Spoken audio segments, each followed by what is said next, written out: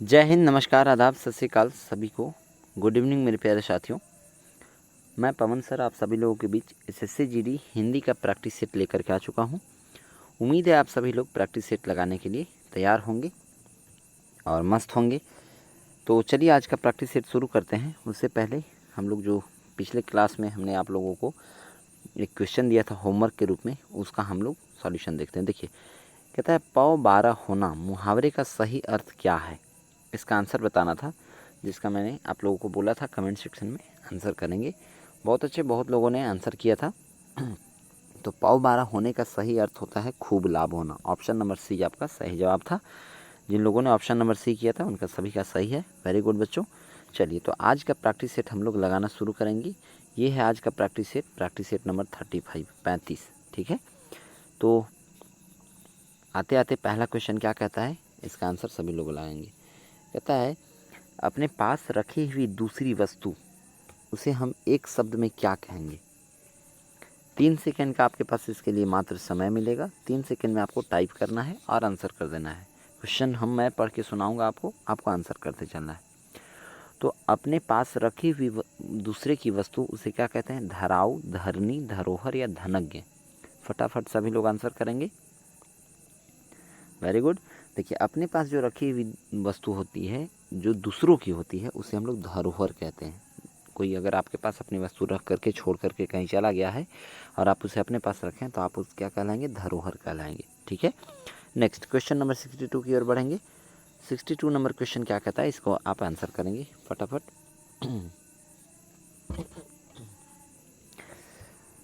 कुछ बाहर के नॉइज़ पॉल्यूशन भी आपको सुनाई दे रहे होंगे, है ना, बाहर की आवाज़ भी आ रहे होंगे। तो अभी छठ व्रत जो है सो कल से शुरू होने वाला है, तो उसी का सब लोग गीत वीत गा रहे हैं ना, तो आप लोग थोड़ा कंसंट्रेट इधर रहेंगे, है ना। चलिए, तो क्वेश्चन नंबर 62 का आंसर बताइए क्या हो जाएगा। इस कार्य के विघ्न बनकर तुम आए हो। यहाँ पर क्या बदला करके, जहाँ तक लाइनिंग किया हो यहाँ तक क्या बदला जा सकता है। इन ऑप्शन में से 4 ऑप्शन दिए हुए हैं, इसमें से आपको बताना है क्या बदला जा सकता है।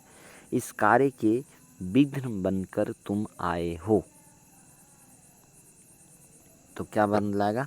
देखिए, इस कार्य के लिए नहीं होना चाहिए, इस कार्य में होना चाहिए। कोई भी काम होता है तो काम में होता है ना। विघ्न मतलब क्या होता है, बाधा डालना, है ना। विघ्न का मतलब क्या होता है, बाधा डालना या रुकावट डालना। तो इस कार्य में, तो ऑप्शन नंबर ए ही यहाँ पर होना चाहिए था, जबकि ये गलत है। ऑप्शन नंबर ए सही है। नेक्स्ट क्वेश्चन नंबर 63 की ओर बढ़िए और इसका आंसर कीजिए। क्वेश्चन नंबर 63 का बताइए आंसर क्या हो जाएगा। सफलता पाने के लिए कठोर खालिस्तान करना पड़ता है। कठोर क्या करना पड़ता है, अध्ययन करना पड़ता है, आवागमन, श्रम या अनुशासन। क्या हो जाएगा आंसर, सभी लोग फटाफट क्लिक करते चलेंगे, कमेंट करते चलेंगे कमेंट सेक्शन में। वेरी गुड, बहुत अच्छे। देखिए बाबू, सफलता पाने के लिए आपको कठोर जो है सो मेहनत करना पड़ेगा, श्रम करना पड़ेगा। ठीक है, ऑप्शन नंबर सी। लेकिन उस कठोर श्रम के साथ साथ आपको अनुशासन में रह के काम करना पड़ेगा। तो किसी में रह करके काम करना पड़ता है तो एक डिसिप्लिन को दिखाते हैं हम लोग, लेकिन यहाँ पे कह रहा है कठोर श्रम करना पड़ता है ना। कठोर क्या करना पड़ता है, श्रम करना पड़ता है। तो ऑप्शन नंबर सी हो जाएगा।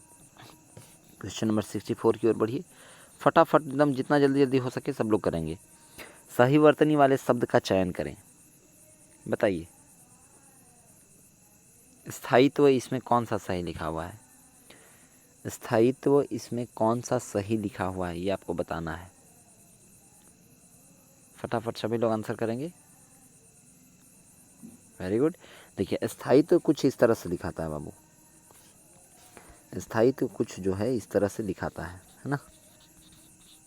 ये तो कौन सा ऑप्शन में, ऑप्शन नंबर ए में तो नहीं है, बी में भी नहीं है, सी, ऑप्शन नंबर डी में है। ठीक है, चलिए, option number D is right answer. ये आपका जिनका भी होगा ये सही है। नेक्स्ट अगले क्वेश्चन की ओर बढ़ेंगे।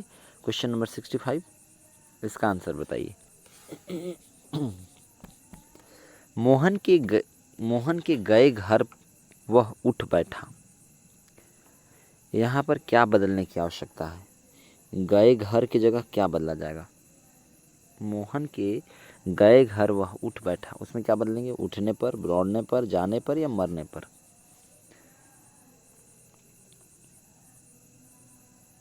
Very good. देखिए, तो मोहन के घर जाने पर वह उठ बैठा। Option number C right answer होगा। मरने पर नहीं, अगर मरने पर अगर मोहन उठ गया ना, तो जो आदमी गया है वो वहाँ से भाग जाएगा। ठीक है, क्लियर, समझ में आ रहा है ना।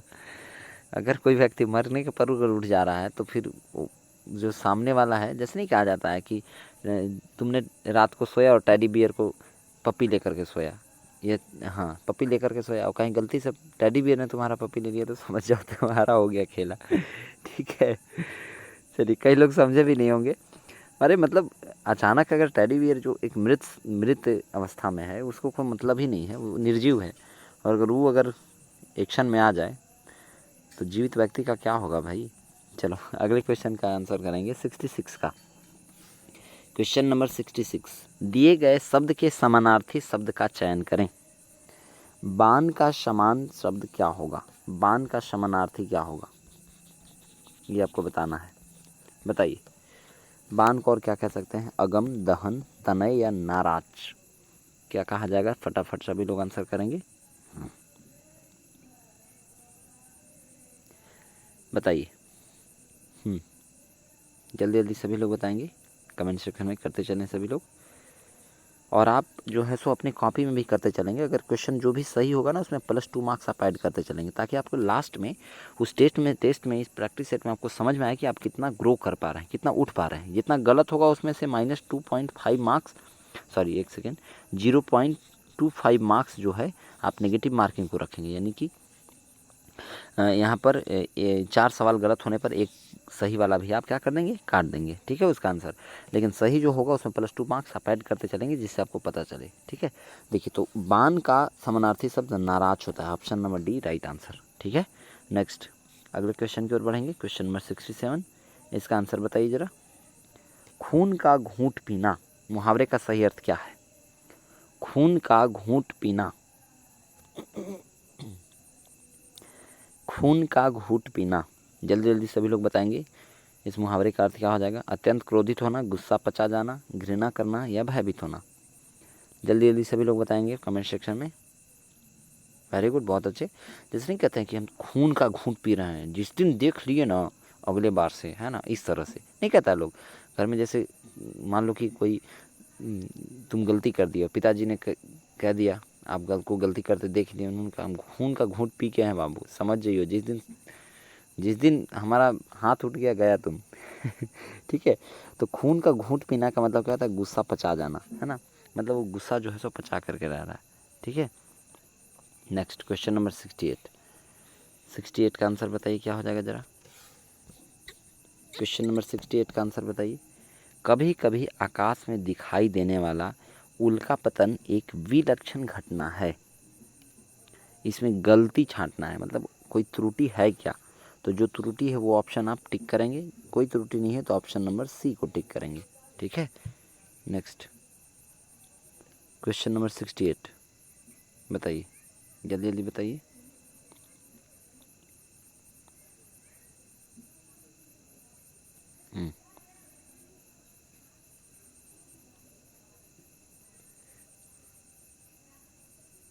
Very good. देखिए, कभी कभी आकाश में दिखाई देने वाला उल्का पतन एक विलक्षण घटना है। उल्का पतन एक विलक्षण घटना नहीं है ना। उल्का पतन होना ही वो हो सकता है, ठीक है, कभी कभी, है ना, वो विलक्षण घटना नहीं है। ठीक है, तो ये क्या हो गया?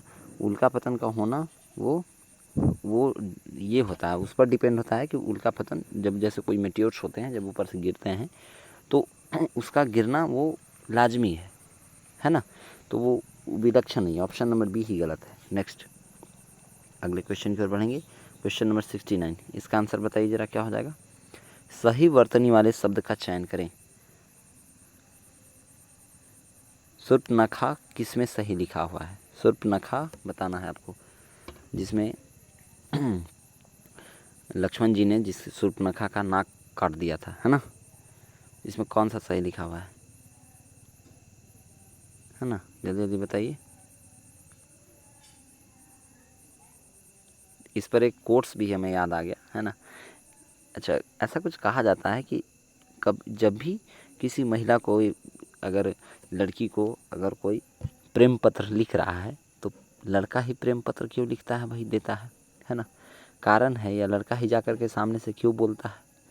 कारण क्या है कि महिला के अंदर एकदम जो है ये हड़कंप मचा हुआ है ना, इस बात को लेकर के कि एक बार लक्ष्मण जी राम जी पर शूर्पणखा ने ट्राई किया था, ठीक है लेकिन लक्ष्मण जी ने क्या किया, उनके नाक को ही उड़ा दिया। उस समय से भय का माहौल बना हुआ है कि ना भाई ऐसा नहीं करना है, ठीक है।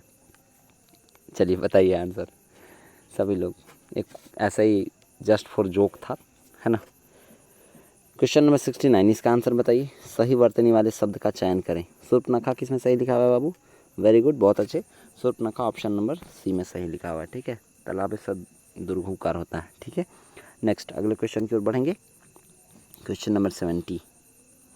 क्वेश्चन नंबर 70, धन से संबंध रखने वाला वाक्यांश के लिए एक शब्द क्या होगा? बताइए। धन से संबंध रखने वाला, इसके लिए हम एक शब्द क्या दे सकते हैं?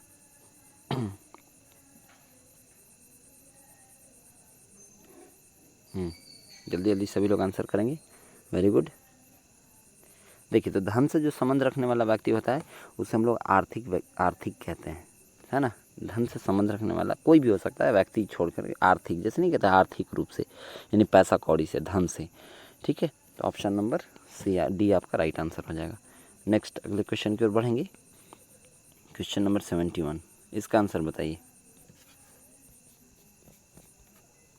दिए गए वाक्य के लिए किस भाग में त्रुटि है? उसने आवाज़ देकर पूछा। उसने आवाज़ देकर पूछा। उसने आवाज़ देकर पूछा।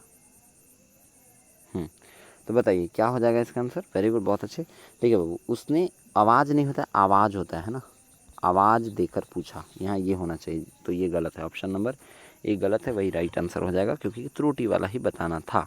नेक्स्ट क्वेश्चन नंबर 72, इसका आंसर बताइए जरा। पंकज किसका पर्यायवाची है?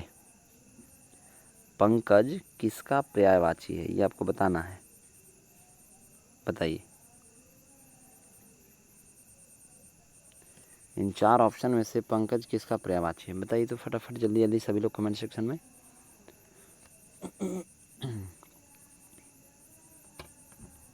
वेरी गुड, बहुत अच्छे।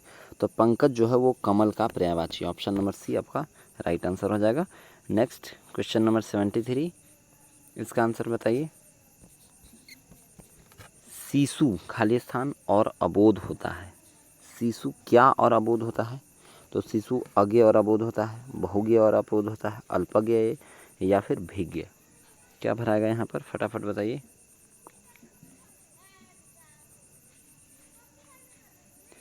जल्दी जल्दी बताएंगे सभी लोग, कमेंट सेक्शन में फटाफट कमेंट करेंगे। Very good. देखिए, तो शिशु जो होता है बाबू वो अज्ञ यानी अज्ञानी होता है ना, अज्ञानी और अबोध होता है, ठीक है।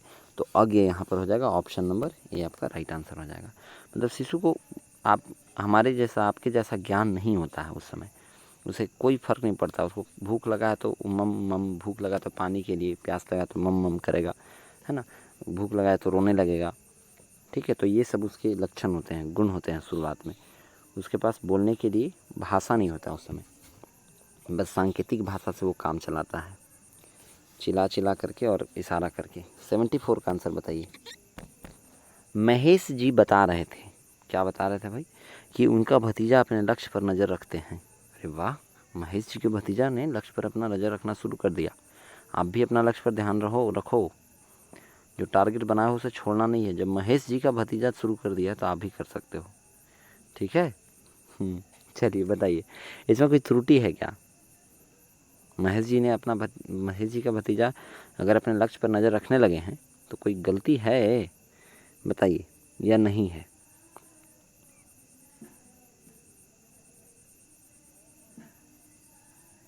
Very good. देखिए बाबू, महेश जी बता रहे थे कि उनका भतीजा अपने लक्ष्य पर नज़र रखते हैं। लक्ष्य पर नज़र रखने से नहीं होता है सिर्फ, है ना। लक्ष्य पर नज़र रखते हैं नहीं होना चाहिए यहाँ पर, ठीक है।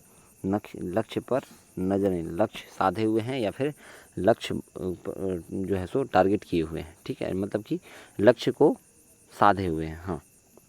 नज़र नहीं रखना है, खाली लक्ष्य पर नज़र, उस पर काम भी करना है। ऑप्शन नंबर सी आपका गलत है। तो भतीजा जो उनका है महेश जी का, वो भाई लक्ष्य पर सिर्फ नज़र रख रहा है, उस पर काम नहीं कर रहा है। आपको काम करना होगा, ठीक है, ताकि आने वाला समय में आपका भी ऐसा ही कोट्स आए कि उनके बेटे या उनकी बेटी लक्ष्य पर नज़र रख रही है, नहीं लक्ष्य पा ली है या लक्ष्य प्राप्त कर चुकी है। अगला क्वेश्चन, क्वेश्चन नंबर 75, कृपण का विलोम शब्द क्या होगा, बताइए जल्दी जल्दी सभी लोग बताइए, कृपण का विलोम शब्द क्या होगा। चलिए आपका समय होता है समाप्त। देखिए बाबू, कृपण का विलोम शब्द जो होता है वो दाता, नहीं कहते बड़ी आप कृपालु हैं, है ना, क्या है आप कृपालु हैं, मतलब आप किसी पर कृपा दिखा देते हैं, तो वो दाता कहलाता है, ठीक है। ऑप्शन नंबर एक सॉरी विलोम शब्द, हाँ तो विलोम इसका, कृपण का क्या हो जाएगा, दाता। कृपण का मतलब होता है कृपा, कृपण, तो उसका जो उल्टा होता है दाता। ऑप्शन नंबर ये हो जाएगा, मैं कृपा वाला बोल दिया, है ना, सॉरी।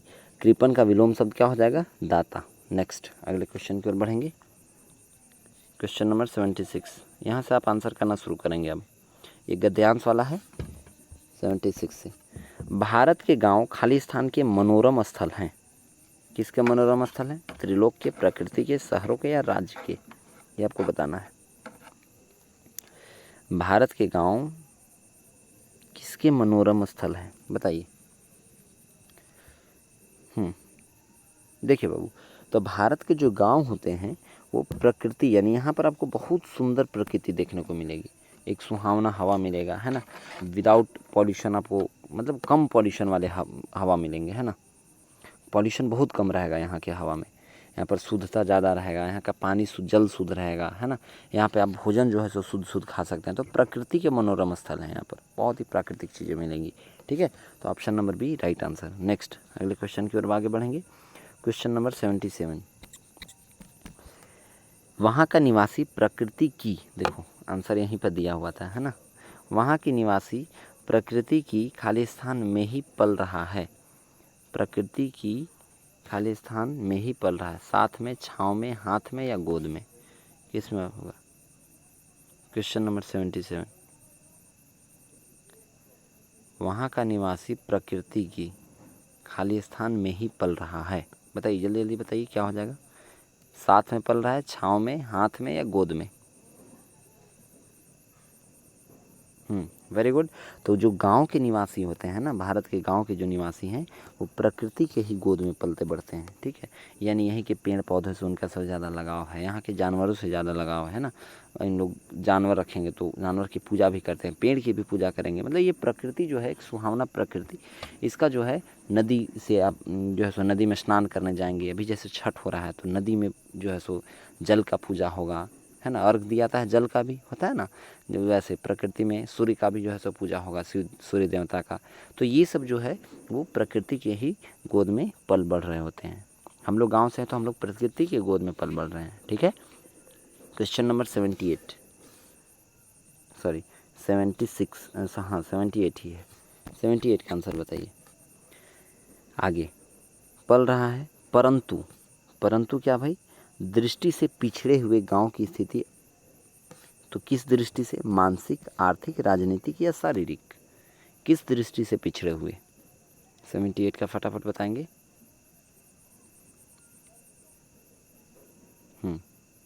Very good.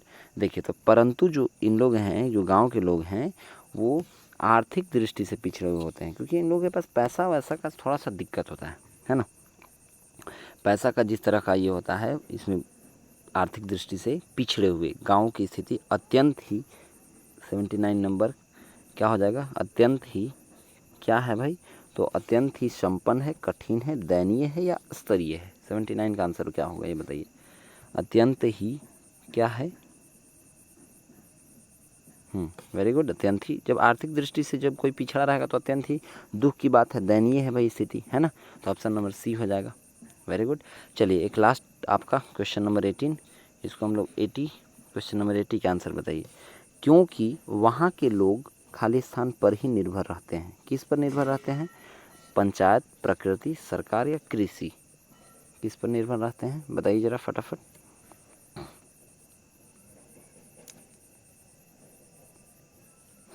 देखिए, तो गांव के जो लोग होते हैं बाबू, वो सबसे ज़्यादा किस पर निर्भर रहते हैं? कृषि पर। यानी कि गांव जो है हमारा कृषि प्रधान होता है, तो कृषि पर निर्भर होने के कारण उनके पास आर्थिक स्थिति कमज़ोर होती है, इसलिए उनका अत्यंत ही दयनीय स्थिति होता है। ठीक है, चलिए, तो ऑप्शन नंबर डी इसका राइट आंसर हो जाएगा।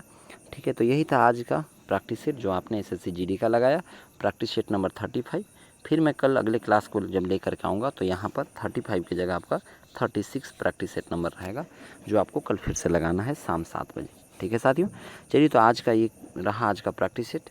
आज जाते जाते आप लोगों को एक होमवर्क का क्वेश्चन भी, ठीक है, कल के लिए सही बरतने वाले शब्द का चयन करना है। पारस्परिक किसमें सही लिखा हुआ है ये आपको कमेंट सेक्शन में बता देना है। ठीक है साथियों, चलिए, तो आज का फीडबैक आप हमें बताएं कि कितना आप सही कर पाए हैं।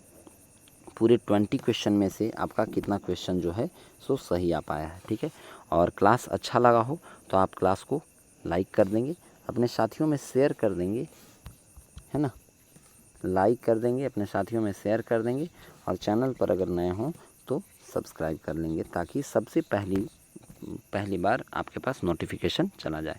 ठीक है साथियों, मिलूँगा मैं फिर आप लोगों के साथ रात 8 बजे वाला क्लास में। ठीक है, रात 8 बजे आप लोगों का इसी चैनल पर रीजनिंग का क्लास चलता है, तो रीजनिंग का प्रैक्टिस सेट लगाने के लिए आप न भूलें। मिलूँगा मैं फिर से, तब तक के लिए सभी को जय हिंद।